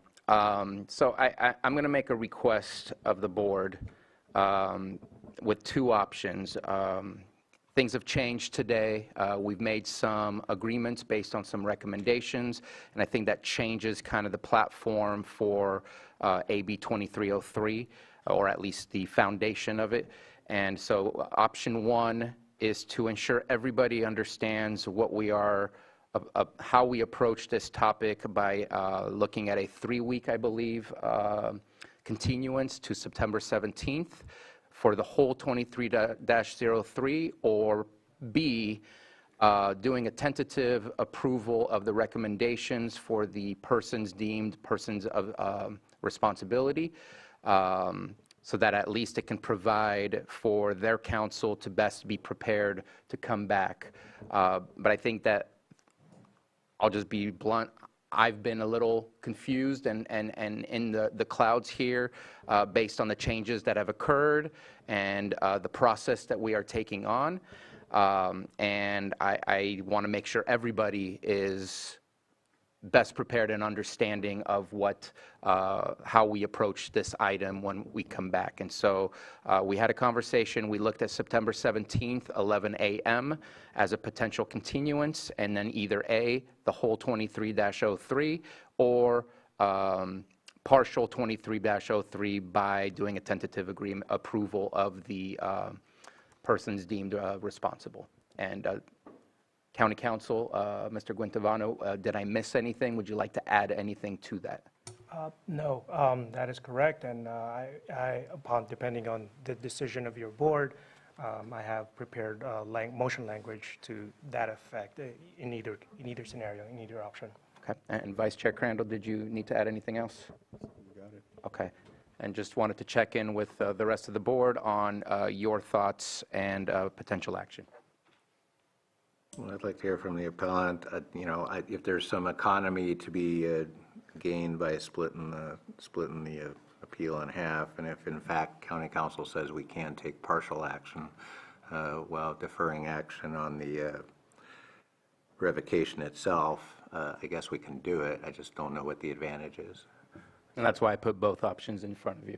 And would like to hear from the appellant. And before that, I just want to check in with the rest of the board so that the appellant knows what to respond to. So the question is take partial action today and just address the revocation on the 17th? Or, well, there's three options, obviously. You can say, no, we disagree, we want to continue today. But the options are the whole 23-03 or partial. On the 17th. Yes.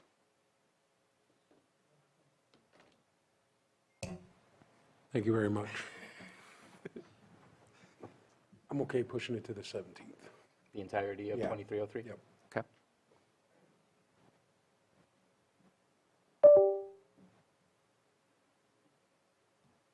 Yeah, no, I'm fine with that. All right, I will ask the appellant's counsel if that is just a response. Yes, thank you. So first, I checked my calendar. I am available on the 17th. Okay. Excuse me. So for whatever the board chooses, I will be here.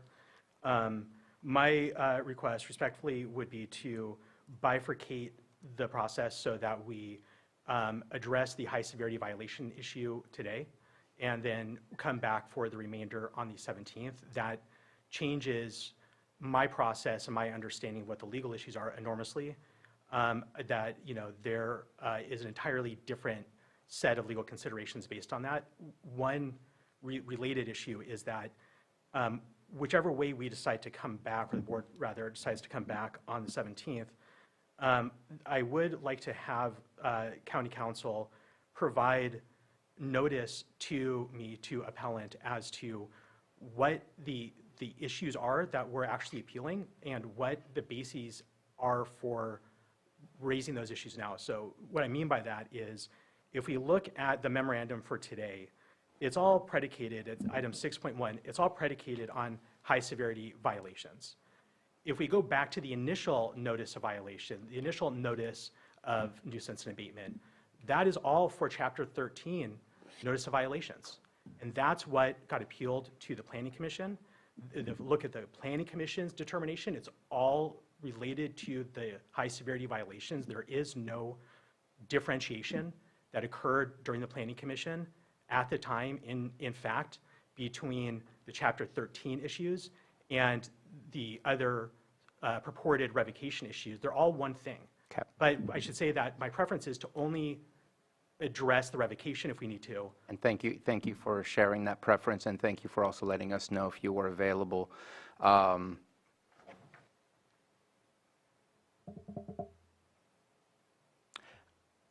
going to make a statement that I agree with my colleague Supervisor Simon of pushing the whole thing and bringing it back, because I agree that we need to look at the entirety of 2303 in order to make sure that we make the right decision, and looking to see if Mr.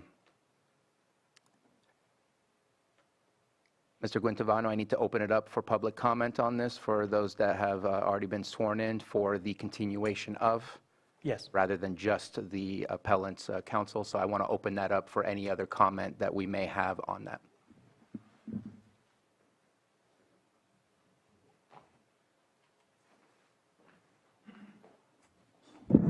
What am I allowed to speak on? Because this is very confusing for me. You and me both. It's right now it's the continuation of. And so Just the continuation. Yes. There's nothing that I could put on record that was said earlier that I really didn't have a chance to speak on, and it's not the, Because what we I'm ha- talking about the last time I came up here, it's something else. And I understand that, but we have not taken the entirety, we haven't taken up 23-03. We started with 23-02. And I want to make sure that we don't repeat everything. And so if I, This is something brand new. and I, at this moment in time, let's move that to the 17th, please, as that would make it so much easier. Okay.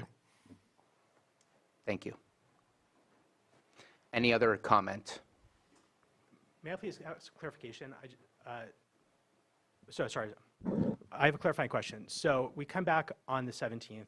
Am I presenting the entire high severity violation defense to the board? Yes, because we are not taking action. If that's the way the board goes at this moment in time, it looks like that will be the direction, that we are not splitting and saying tentative approval of based on the recommendation. We're saying let's keep it whole so that we can have the whole conversation. Then if that's the case, will we be conducting the hearing pursuant to Chapter 13, which calls for witness testimony under oath, penalty of perjury, burden of proof on the government? And I'll check in with county counsel. The procedures, the short answer to that would be yes, if there is going to be a high-severity administrative appeal hearing before your board. Now, it should be noted that staff, as part of their amended recommendations, has recommended that your board, at the conclusion of this appeal, AB 2303, to grant the appeal in part and deny it in part. The granting in part would be on the high-severity violations issue and those set of procedures. The denial, under staff's, CDD staff's recommendation, would be to revoke the major use permit. So that is still on the table. That was placed on the record. That will still carry over to the next hearing. Your board has certainly the discretion, if your board chooses to continue the entirety of AB 2303 to the continuance date, to that later date, certainly your board has the discretion to dictate or outline the presentations or the order thereof of the presentations based on those two issues, and treat it in a way, in a bifurcated fashion, in that manner.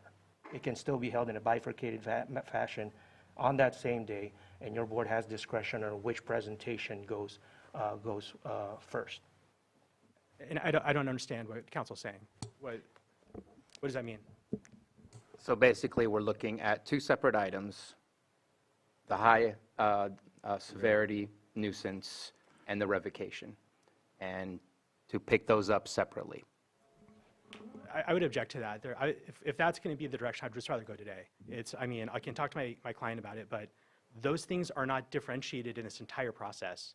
until today, that's going to just double the amount of work I have to do. It adds to the expense of my client, and it doesn't address the fundamental flaws, the legal flaws that the county, that Director Turner and County Council. I'm gonna pause you. I understand what you're saying, and even though County Council, if I may, please correct me, if it's possible to bifurcate, but there will be some potential blending between the two. So that doesn't mean it has to be physically separated, because I understand that one might lead to arguments of the other. But we are going to make a bifurcated decision based on recommendation of partial and partial. Does that help? Ultimately, your board will have one set of findings and final decision under Appeal AB 23-03. What's before, and that findings and final decision will discuss two issues. One is under Chapter 13, the high severity, and your board's findings that may come out of that. We know that CDD staff has outlined their amended recommendation as it relates to the high severity violations issue. And that same findings of fact will also cover the issue of the permit revocation. The bifurcation, I believe, speaks to the two different sets of procedures that would apply if both were heard by your board with full testimony and presentation of evidence. Under Chapter 13, in a high severity violation, yes, cross-examination of witnesses are allowed. In Chapter 21, Article 60, it's not. So if you were to bifurcate, it will entail, although I would anticipate that there would be some overlap with the facts and evidence to be presented, but we would still be dealing with two sets of procedures. Staff, at this point, I would reiterate that CDD staff has put forth for your board's consideration a recommendation finding that Justin Smith and Melissa Smith are not responsible persons for purposes of the high severity violations of Chapter 13. That would forego the need for having presentation of evidence under the set of procedures under Chapter 13. That entails cross-examination of witnesses and a number of other things. And that would leave your board with just the revocation of the permit issue. And that would be, my request is it's much cleaner, I think, for everybody to manage that. If that's what staff's recommendation is to grant in part now. My request is to do that, then we'll have a clean hearing on the remaining issues. Thank you. Thank you for that request. County Council, I know that you are trying to do the wall of separation. I just want to make sure that somebody is available to ensure that the process is completely understood, so that when we come back, there is no confusion from any of all sides coming up for testimony or for arguments. So if we can make sure that that is made available so that we can get there. I'm going to go back to the board, and Supervisor Green, I'm looking for way forward at this moment in time. I'm inclined to grant council's request to bifurcate the issue as far as the deeming the parties in this appeal as responsible persons. We've been down that road with the two prior appeals that have already been decided. I don't see anything in the factual attachment of this is going to change that particular examination. And in terms of both the economy for council and the appellants and ourselves, being able to come back on the 17th and focus solely on the issue of the proposed revocation, I think will be cleaner and shorter and not happier necessarily, but there's plenty to dig into there, and he does need some certainty of the procedures to be used, as do our staff. So, sounds like you're leaning towards a motion here. Well, you're just taking a poll at this point. So if you want to keep polling, you can. If not, I would turn to County Council for the form of the motion. If there's a form of a motion, I think it is, if I understood the little cheat sheet I had here, and county council can add on to this. But the motion would be to grant in part appeal AB 23-03 of the Planning Commission's decision determining Justin Smith and Melissa Smith as responsible persons for high-severity violations, and to somehow partially populate the findings of fact that would come from that. And I don't know if there would be a second motion to continue the rest of the appeal to a date and time certain, September 17th. If you want a fixed time, I guess we need to turn to clerk for that. Do we have a time? County Council, please help correct the original motion. So in scheme of things, there would be two separate motions. One is what I would, at this point, characterize as an intended decision by your board, because as it was covered in the prior discussions of the prior appeals, typically your board then gets presented with all of the evidence, and your board issues at the conclusion of all presentation of evidence with an intended decision, whether to grant or deny, or grant in part or deny in part. And then you have that 45-day period kicks in, wherein staff is then directed to file a draft findings of fact for your board's consideration. So with all that being said, the first motion, with your board's approval, would be to approve an intended decision that Justin Smith and Melissa Smith are not responsible persons for the high-severity violations on property 2290 Soda Bay Road, APN 008-010-29, pursuant under the definition stated in the Lake County Code Section 13-47Q, and direct staff to incorporate that intended decision in its findings of fact after the conclusion of this appeal hearing. That would be the motion. And I apologize, I don't believe there is an intended. Hold on. Sorry, Mr. Chair, but, so about as confusing as today can be, but I am going to second the motion, because I do think the clearer path forward is this direction. We'll see what the board votes. But I'm going to second. Thanks for the second. I'm gonna I'll say second. so moved so that he can second again. Second. All right, we have a motion and a second. All in favor? Aye. Any opposed? Motion carries. And looking for a second motion for September 17th at 11 a.m. May I please be heard? I'm sorry, the issue of it being a tentative and intended decision. So I think at this point, please speak with county council. There is no way for us to make a final decision on a piece of a appeal when the appeal as a whole has not been finalized. So please speak with county council to better understand the reasons behind that. Yeah. Thank you. So the second motion would be to continue the appeal hearing of Appeal AB 23-03 to a date and time certain, and that would be September 17th at 11 a.m. 17 at 11 a.m. So moved.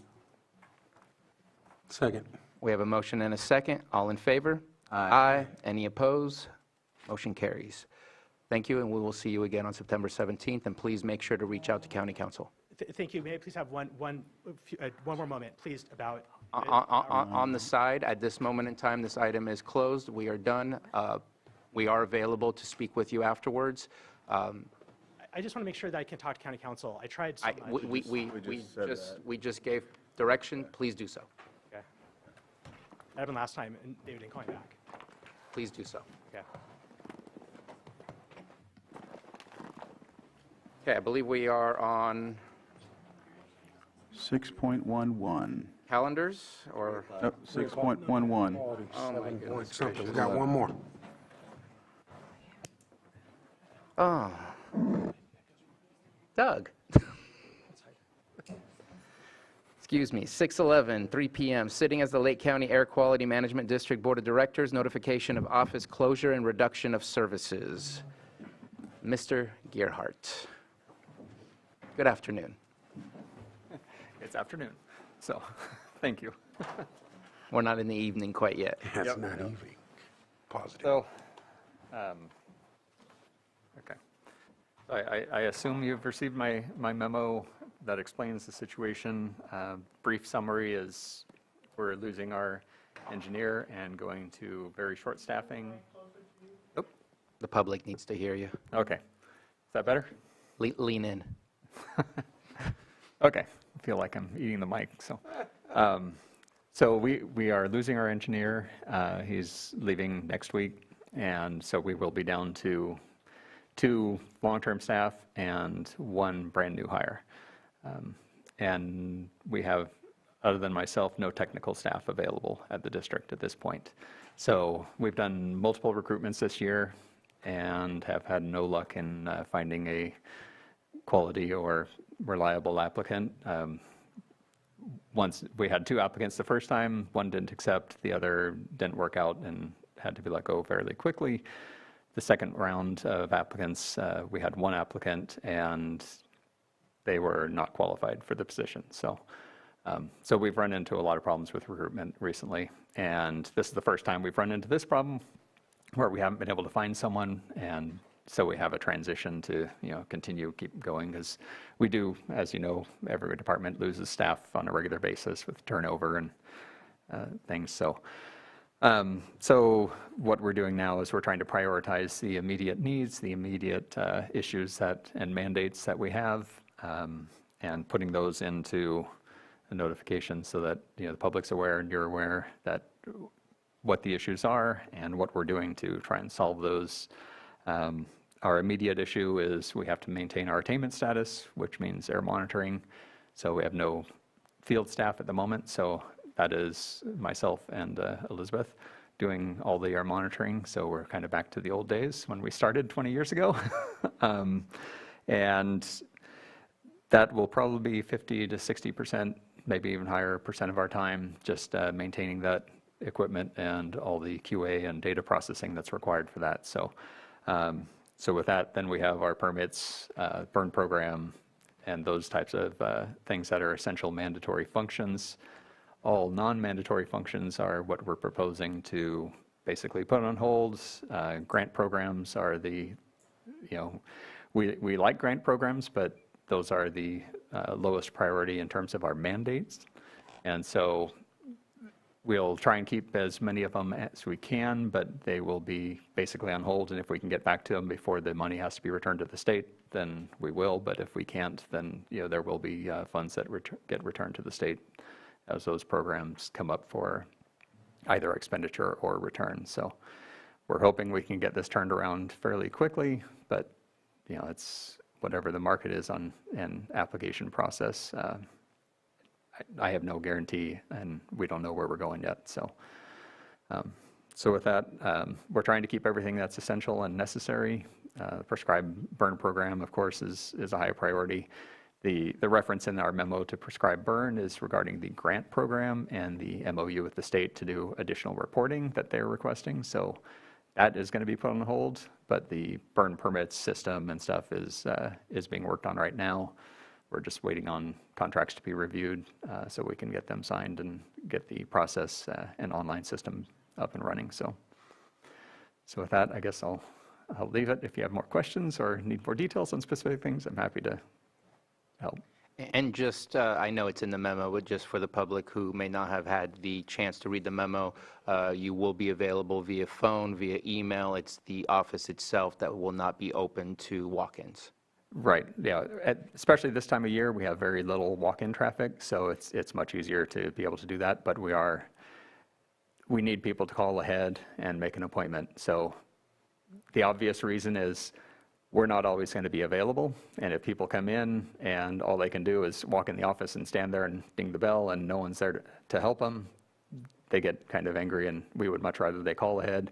We can schedule a time when we know someone's going to be available that can help them through whatever process they need.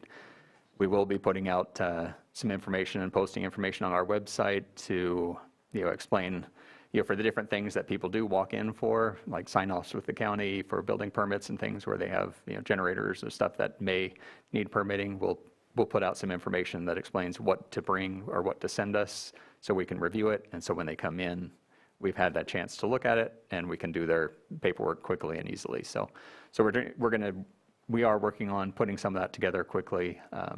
It won't be the prettiest information sheet, but it will be helpful, and we'll get people moved through the process as fast as we can. But calling ahead and making sure that we're available, and then making sure that application packets or details are complete we'll expedite the process for the public and for anyone needing things that are not standard permitting with us. So standard permitting, it's pretty straightforward, but anything else, it's just helpful to have complete information. Okay, thank you very much. Supervisor Pyska. And we're getting very close to burn permit season, and that's all going to be online. Is that correct? Yeah, the online system is being worked on. We have contracts under review with county council, and just to make, so we can get everything formalized for this burn season. We hope to have those probably in the next week or so, and then we'll be getting the system up and running and tested well before burn season starts. Okay, good. So. And then, for the prescribed fire, just again, because we've got some folks in the room here. Yeah. It's the extra monitoring that you won't be able to handle, is that correct? It's the prescribed fire grant and reporting that the state is requesting or demanding of us. So we have an MOU, and they can provide funding to do extra work, and those are the things that we're not going to be able to do. We still will have prescribed fire permits, and we'll still work with people on forecasting and doing all of the normal things of the burn program. It's just those extras that are under the state Air Resources Board programs that we won't be able to do for this season. So we can have the state, we can provide the raw data to them, and they can put together their report, but we won't be able to do that for them. So. Okay. And then, are you still working for Mendocino County? Yes. Yeah, I'm still working for Mendocino County, and that is an additional 10 hours a week, or up to an additional 10 hours a week over the 40-hour week here. So under the MOU, I'm still working 50 hours a week as a standard. I believe that's done at the end of the year? The end of the fiscal year. We don't have an early termination on that. It is possible to do an early termination with notice and things, but I will say the workload has decreased significantly. So my time most weeks is 2 to 5 hours, but with an occasional longer week when they have a special meeting or something that they need me to attend, but that's pretty rare now. So it's mostly about training and referring people to the right health and safety codes. Go read this and figure out what that means, and then I can help you through jump through those hoops. While I So. appreciate that you think that it sounds like it's low impact for you, but for cutting back services for Lake County residents, it's really hard to justify having your time also dedicated to a different county. Right. Well, that's, yeah, I understand. And I'm still working my full time here, plus the extra time to do that program. So it's, a challenge either way. So, and then if things go bad there, we're still impacted with additional work if something goes wrong. So, so that's where weighing of all those issues is challenging. So I believe that you, at least based on the memo, you're working on some contracts to see what can help out a little bit. And I also believe that you will be coming back to the board with some ideas and suggestions. So I appreciate that you're working on whatever plan that might be, whether that's Plan B, Plan C. You're obviously not giving up to fix this issue, and I appreciate that. I do hear that training in Lake County actually works to really help the people from Mendocino if you bring them here to do the work that we need to get accomplished. But it's unfortunate, and I hope that you're being open to different HR options on making the positions more accessible. Granted, you need to have a certain level of expertise to be able to fill those positions, but just being flexible and being open to different suggestions and ideas so that we can get you the help that you need. I don't disagree with the comments made by Supervisor Pyska. I know that's something that I have been worried about since the very beginning. Luckily, this is more towards the tail end rather than the beginning of it that we're seeing this problem. But at the same time, I don't want to say work over here, and by the way, you're on salary, you don't get paid, work more hours while you're getting paid for the extra hours of working at Mendocino. So it's kind of a, it's a selfish feeling to want you to stay here and do more, but as long as those hours stay that low, I think that it's going in the right direction. But anyone else have any? Please. I was just going to say a lot of the things that I'm doing now with them also are co-benefits. So So I'm doing, a lot, some of it's the state meetings and things where it's all, I can do it all remote, but I'm representing Lake and Mendocino County at the same time in those meetings. So I'm still doing the work for Mendocino, billing the time, but I'm also we're providing a benefit to both at the same time and splitting the time. So there's a lot of things that are a shared or educational experience to better and be more efficient here that I'm finding while I do things for them as well, so. Okay. Again, staying on that topic, you said it's done at the end of the fiscal year, so we're talking June 30th, 2025? Yes. I don't know if there's consensus or not, but in case this takes longer than necessary, can we see that at the halfway point for a review so that the board can kind of get a better understanding of what's changed in your current office and what's the workload still for Mendocino, just so that we don't just let it slide and continue on all the way to June when there's a struggle currently and we need to make sure that people have access to the permits. We're keeping up on our attainment stuff. There's a lot of important things going on in your department, and so just to check in. Yeah, I will definitely say with the recruitment issues and staffing issues, we'll be definitely giving you updates at least every couple months with the current status if we're still having ongoing issues. So we'll definitely bring it back. I think I saw nods of yes for that. Yeah. Okay. Any other comments or questions? Let's open it up for public comment. Anyone wish to speak on this item? I see Frank's iPhone 2. Oh, so sorry. I did not see you get up.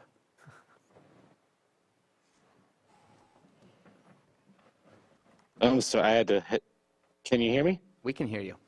Oh, sorry, I had to hit like 6 buttons to unmute for some reason. Thank you for the opportunity. Frank Abel with the U.S. Forest Service in Upper Lake. And Doug, totally understand issues with staffing and multiple jobs working for multiple counties. I'm doing the same myself and having a lot of struggle. It did sound like there's not going to be a real severe impact to prescribed fire programs in the county, whether it be agency or agriculture or otherwise. Is that correct? Yes, that's correct. We're doing our best to avoid any impacts. The only impact that may occur is weekend calls. We may be more stringent about requesting the call on Friday so we have time to forecast and do things, because it will be very limited availability on the weekends, which will probably be me doing all the burn calls for every weekend until we have staff hired and trained. So I get it. Thanks, Doug. Appreciate all your work. Thank you for the comment. Back to the chamber. Yep, Paul Duncan, Operations Chief for CAL FIRE Northern Region. And I appreciate all of Doug's work. I'm just concerned anytime we have a reduction in service, especially coming into burn permit season and closing of the office when we've moved burn permits to that location, because we always have folks that come in that can't run a computer or turn an iPad on. So I just want to make sure we're kind of providing those folks a means of getting the permit by, I don't know if that's a kiosk somewhere that the folks can go up to and get a permit at, but just want to make sure that that's not impacting folks trying to get permits. I do not want to be an impediment to anybody doing any kind of burning in the county that's legal, because we do need to reduce our fuel loading, and we can't do it on the fire side by ourselves, so we need the help of landowners, property owners to do that correctly. And then as far as Doug and his position, is there a way that the county can incentivize him staying here locally? I understand he's on a salary, but is there a way we pay him on the weekends, or is there an additional pay that could be incentivized where he doesn't have to go out of the county and seek other employment for funding? Thank you. Thank you very much. And I'll say, I don't know that he was seeking employment other than being a great team player by Mendocino not being able to find a director for their air district for multiple over 2 years they were searching, so yeah. And so that's appreciated, especially if I remember correctly, your statements were that their lack of an air district leadership has impact on our air district. Very thoughtful of you, and thank you for your efforts on that. Please. Good afternoon. My name is Lindsay Daly, Executive Director of the Tribal Eco Restoration Alliance. We're a community-based program here in Lake County, have the honor of collaborating with a lot of great organizations throughout the county and agencies as well to put good fire on the ground. So we're very concerned when we got the memo, and I feel grateful just to hear the update from Doug and the prioritization of continuing prescribed burning and permitting as part of the essential and mandatory duties of air quality. Just lots of good work to do this season, so appreciate the support continuing, making sure that we're able to get permits and keep doing the good work. That's all. Thank you. Thank you for your comment, and thank you for everything you do in our communities. Anybody else wish to speak on this item? I see no one in the Zoom room and no one getting up in the chamber. I'll bring it back to the board. Supervisor Pyska? Just following up on Chief Duncan's comments, so folks that need help with online permitting, will they make an appointment, or we do have non-tech users? Right. We have, in previous years, done appointments for those that need help, because we do recommend, or for the last 3 years, I think we've recommended appointments. And even with COVID, we were accepting appointments during that time as well. So we were making appointments to ensure that someone's available to help them and can do it timely and appropriately for them. So yeah, we just request people call, and we can set up an appointment if they're unable to do the online system, because that's been an ongoing issue for a number of years, and most of them do show up to our office to get those permits. So yeah, we're used to it, and we have a few months, hopefully, to work out all the details before burn season starts. So we will be working on refining that process to make sure we have an expedited process to help them through. One quick comment, and this was also kind of based on Chief Duncan's comments. I know that Supervisor Simon has spoken highly of the kiosk that was set up in our child welfare office. Yeah. And if there's something that can be set up so that those that do go to the office, they can still have a simple access to be able to at least register or submit something. That would be, I think, technology, even though some people are technology adverse.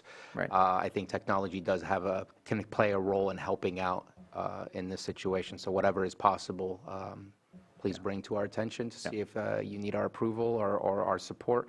But I think that we got to look at all options. Right.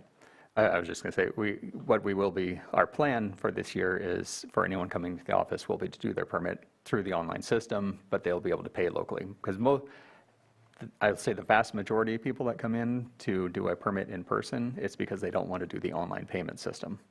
So we're working on that so we can do the online system, and whether that's we enter it or we have an iPad or something out on the counter that we can allow them to enter all their information and then do it that way.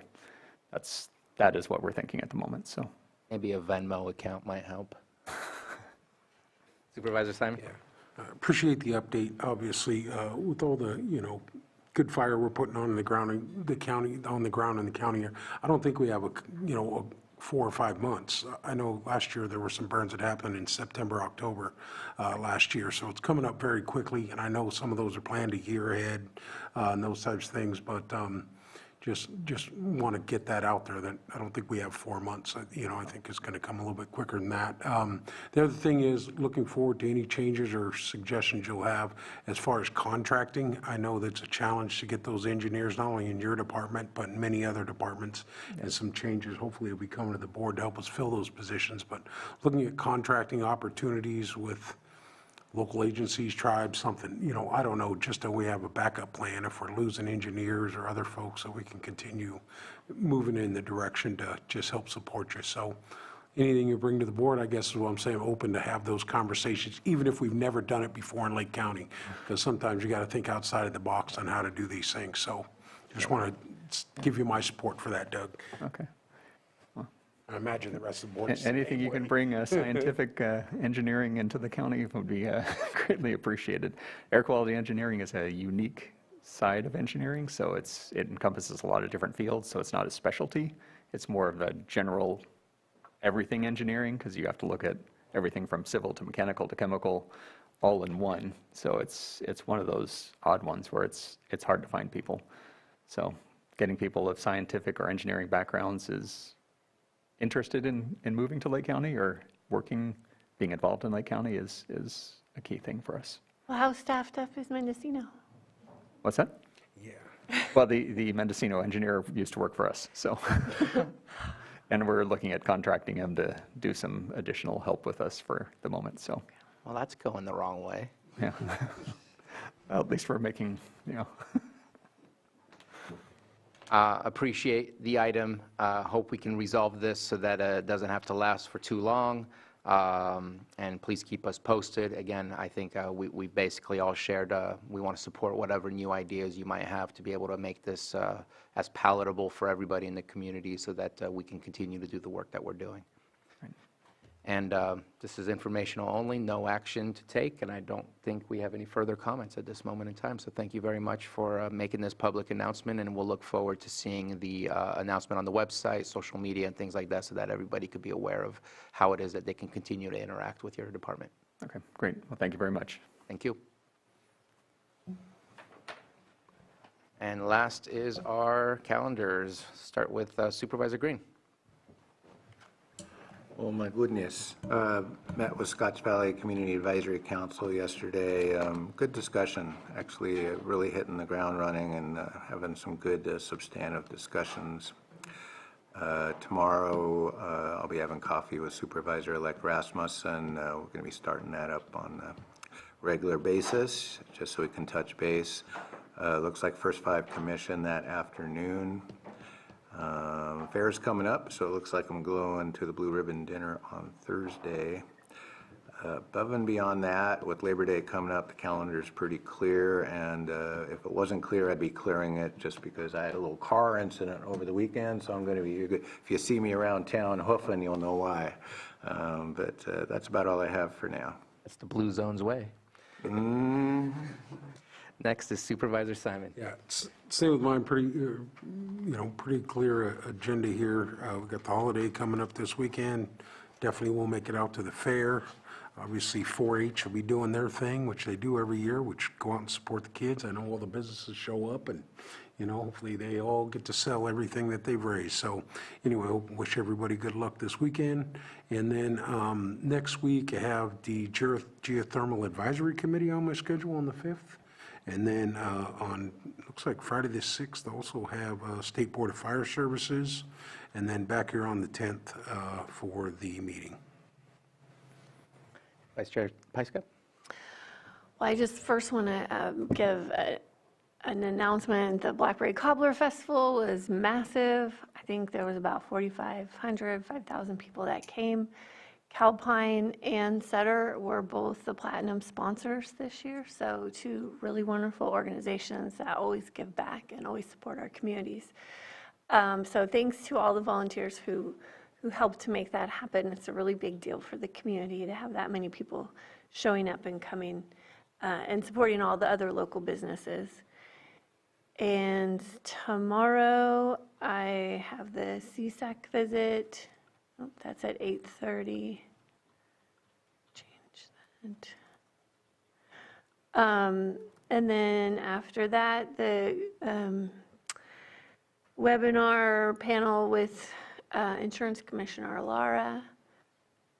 And then Thursday, I have a PG&E check-in meeting, a wood storage meeting. We're going to be meeting in Upper Lake. That's right. And the rec agency meeting got no quorum, so I'm going to decline that one. And then I will also be at the Blue Ribbon Dinner. And then Friday, I have an insurance working group meeting. I will be at the football game Friday night. Fair Saturday morning for the auction. And let's see, next week. Next Tuesday, I have NCO governing board meeting since we won't be here in Ukiah. And then I have a meeting with CDD on the 5th, then later in that, on that afternoon, the geothermal meeting, and then my meeting with CAO Parker on the 9th. Thank you. Vice Chair Crandall? So tonight, 6 PM at the Clear Lake Oaks Moose Lodge. John T. Klaus, there'll be a meeting and something like a town hall or something of the like there. I will be going to the meeting Thursday in Upper Lake with Supervisor Pyska. I won't be going to the Blue Ribbon dinner. I was thinking about it, but I realized it's my son's birthday, so I'll have to take him out to dinner or something like that.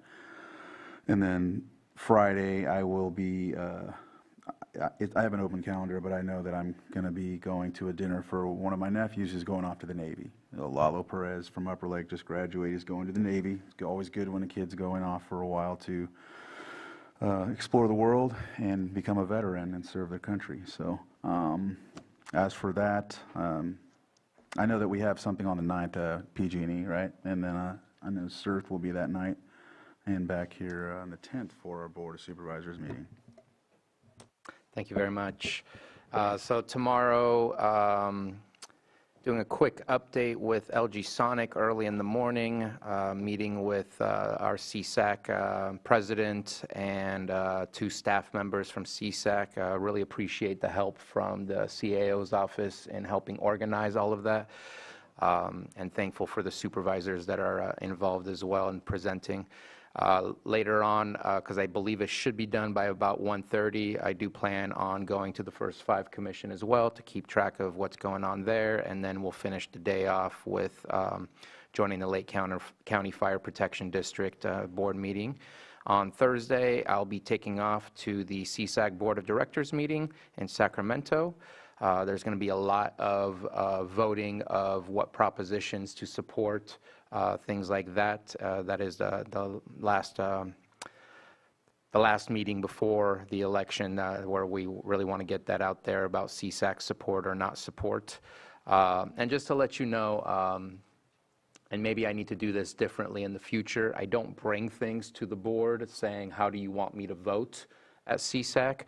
But just know that I try to find what I feel the board would say rather than just my own personal opinion on certain propositions, because I'm there to represent Lake County. I'm not there to represent myself as an individual. So even though I know I may vote one way personally, I make sure to vote the way that I think Lake County would need and want to vote.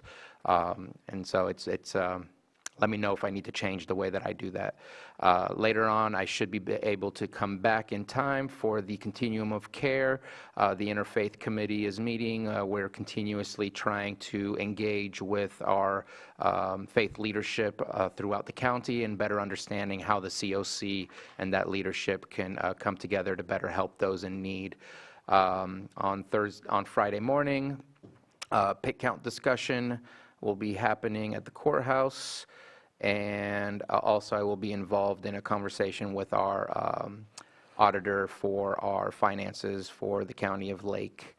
I will not be at the fair because I will be visiting my family since it is a birthday that I will be celebrating. So I hope it goes well. And my following week is fairly vacant other than we do have a COC meeting that Thursday. The City Council for the City of Clear Lake will be happening later on that evening.